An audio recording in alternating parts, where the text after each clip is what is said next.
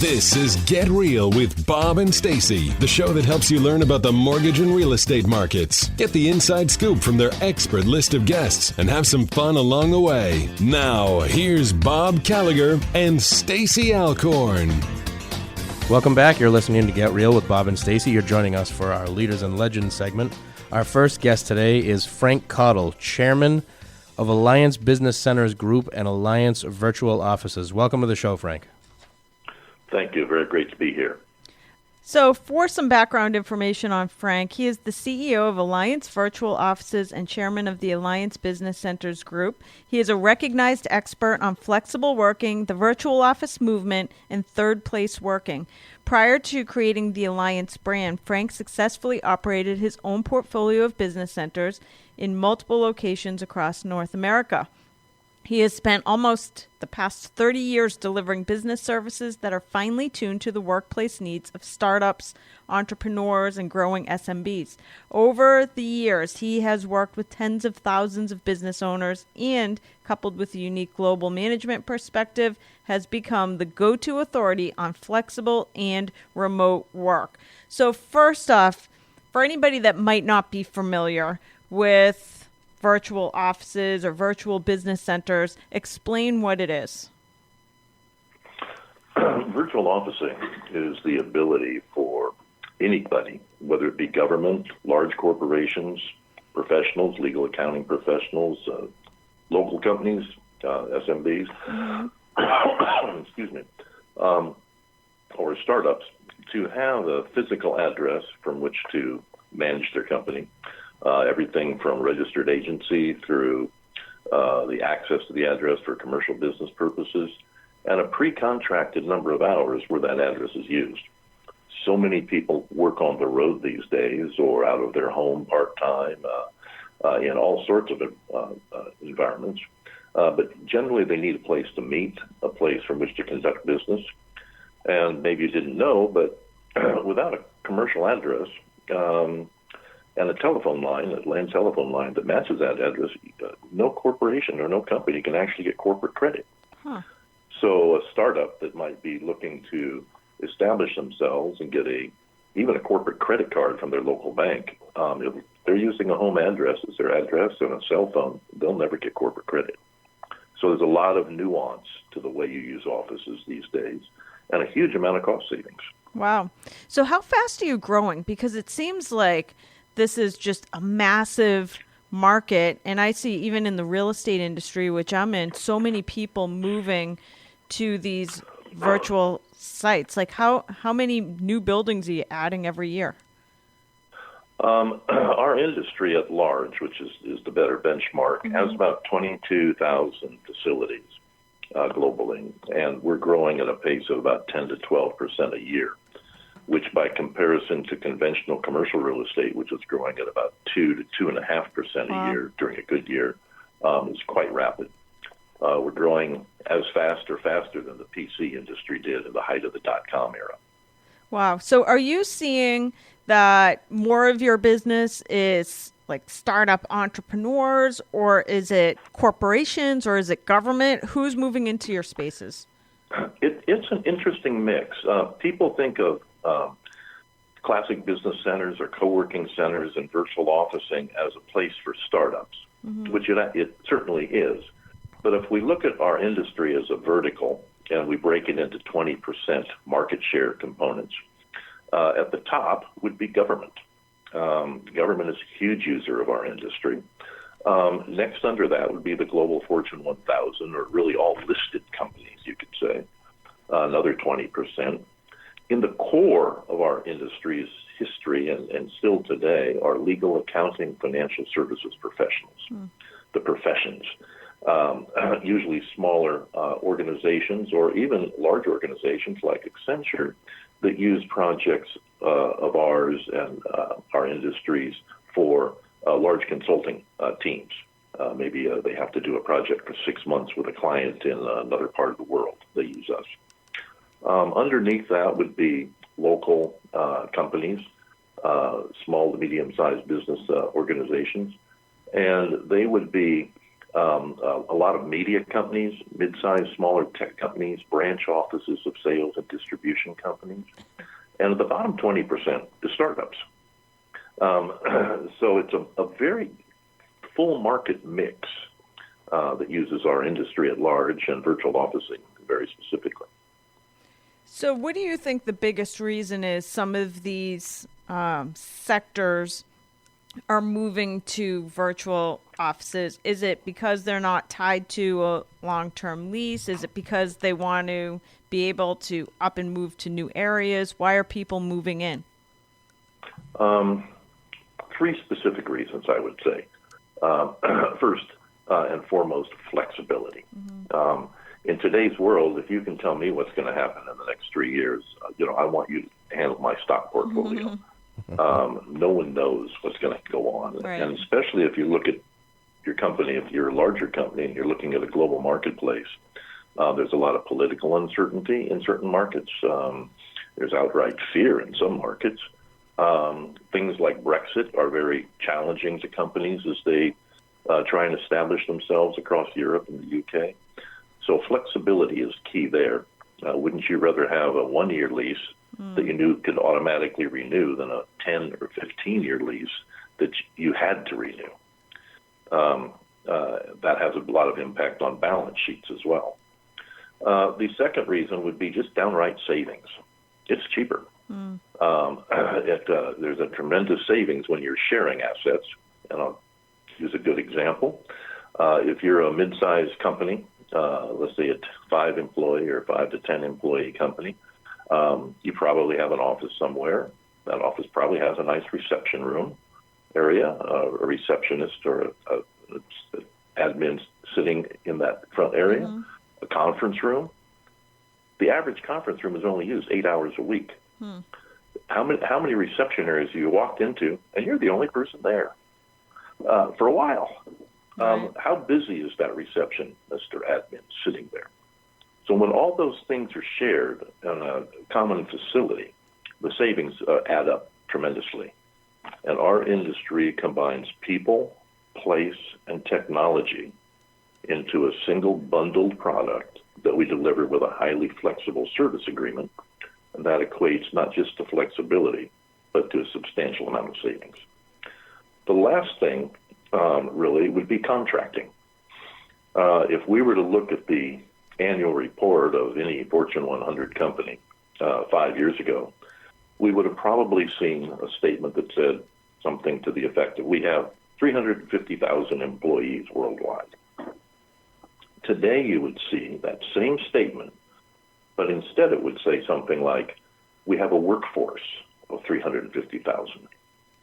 And that subtle difference in their statement would equate to about 20 to 30% of those previous employees are now contractors. They live where they live, they work where they work, and they're contracted to the company. And that huge flow from contracting, which has been not forced, but has been developed through technology and the mobility factor in officing, is a huge driver for our industry right now. IDC estimates that by the end of this year, there will be 1.6 billion mobile workers worldwide. Wow. That's almost a third of the current generational workforce. So those are massive drivers, and they're brought on by economic change. Such interesting things right now. Immigration is a big topic worldwide, certainly in this country and in Europe. Well, I just had a resume presented to me from a young gentleman from Asia this morning. It looked very, very good. His credentials were excellent. He doesn't have to move to the U.S. to get his job. We can hire him exactly where he's sitting in Bangalore, which is in India. We can hire him there. We can put him in a virtual office there. And he can be absolutely connected into our own network, just as if he was in Newport Beach in California. That's cool. So these drivers of technology, social change, immigration issues, technology, are huge, impacting in the way we work today and the way we will all work in the future, which is virtually. What's interesting is I have 22 real estate offices, and one of them is a virtual office space, like one of these shared spaces. And what you don't think about, so we moved into it for temporary. So eventually we want to have a Concord, Mass office, probably maybe a retail location, although the virtual office seems to be working great. So we moved in, but what I didn't realize when we moved into the space is that there would be a return on it, because my agents who work out of that Concord, Massachusetts office actually network with other business people in all different sectors, and they sell them houses. So there's all kinds of upside to being surrounded every single day by other business people in all different segments. Well, the big element to that in our industry was referred to as community. And it's interesting. It used to be in the real estate industry, the old adage, location, location, location. We actually have been saying for the last 30 years, it's actually timing, but that's a different story. But today, when someone looks for a place to office, whether they're a large company or a startup entrepreneur, the first thing they look at is not where the location is, but who else is there. What's the community that I'm going to be joining when I take an office at that location, which is exactly the issue you were talking about. There's a tremendous amount of networking, collegial enthusiasm and support in an environment like that, oftentimes solid mentoring, and many times in accelerators, even access to capital for growth. Absolutely. So community becomes the core of the search criteria for about 50% of the companies out there today, and that aspect of real estate or officing as an activity is growing. Wow. That's awesome. It is. You don't even really think about some of that stuff because you're just so focused on finding a place for your people to work that you don't really think about all of the benefit of that community. Well, what we find in searches, because we run quite a large technology infrastructure, is when someone comes to a search website, and our websites are set up very much like Expedia, where you can open an office just in a number of clicks of a mouse in 5 minutes anywhere in the world. But when you come to that, one of the things that we see is people come to that website, they look at a location, they don't go to the plan or they don't go to this or that. The first place they go is the Facebook page for that location. They want to see what's happening there. They don't want us to tell them. They want the community to be speaking to them. So it's very interesting to watch the mapping in web traffic and how that interfaces with social media today as it relates to real estate. That's awesome. So you just said that somebody can come onto your website and basically start an office right now. How do they do that? It's very simple. You've all booked an airline ticket or a hotel room through Expedia or directly through another travel site, right? Yep. You go on, you say, hey, I need a hotel in New York City. I need it on these dates and for this time. And I like 4-star hotels. That's my budget market. So our sites do exactly the same thing. We have what we call a rule of 10. You can open an office in 10 countries in 10 cities in 10 minutes. Wow. So it's very easy. So people go on, identify a location and a facility that suits their requirements, look at the plans offered, just like you look at the room rates offered in a hotel, the plans offered by that facility.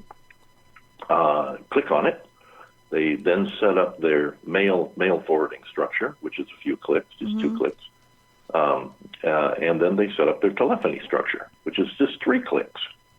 So it's very simple. After about 7 or 8 clicks, you can have completely established an office anywhere in the world. And then everything is paid via credit card or ACH. So automatic payments, automatic rollover, automatic renewal, 10 offices, 10 cities, 10 minutes. So awesome. What is the website? AllianceVirtualOffices.com. AllianceVirtualOffices.com. Do you have something like, say that I want to have a permanent or semi-permanent office, but also I travel a lot? Do you have options where somebody can pop into one and to rent out a conference room for 2 days or 2 hours even in another country? Yes. We have two programs. We have one program internally called Alliance Access, which allows our permanent clients to rove around between centers as our guests for up to 8 hours a month. Wow. And we also then have meeting and conference room reservation and booking system that works exactly the same way, again, as a hotel would. I need a conference room in London. I need it for 2 days. I need one to seat 8 people. I want it in the city of London, the financial district of London. I want a boardroom-style meeting. I want this AV. We're going to serve lunch. I want lunch served. 3 vegetarian meals and 2 vegan meals, differentiating them. And all of that set up automatically on the web and then serviced upon the client's arrival. Wow. That's impressive. So you cover everything. You cover everything. Yep. We'll even want to know. We have a concierge level service, and our team will reach back when the reservation is made, verify menus, verify the differences between such things as vegetarian and vegan and Hindu versus Asian, verify the AV equipment required and the type of computer the person's using, so the right cabling or connections will be prepared. It's a very high-level, personalized service, kind of like you used to get in the old days when you had a really great personal travel agent. Right. We have had a lot of experience with the travel industry from another company that we owned, and so we really pride ourselves in that high-quality concierge-level service, not just an automated service. Excellent. That's awesome. Well, our time is about up. And who knew in 15 minutes I was going to become a global real estate company with 10 offices in 10 new countries. That's amazing. So this is Frank Cottle. And for anybody listening interested in checking out these amazing virtual office programs, you can go to AllianceVirtualOffices.com. Thank you so much for joining us today, Frank. Thanks, Frank. My pleasure. We're going to take a quick commercial break. We'll be back with more Get Real after this.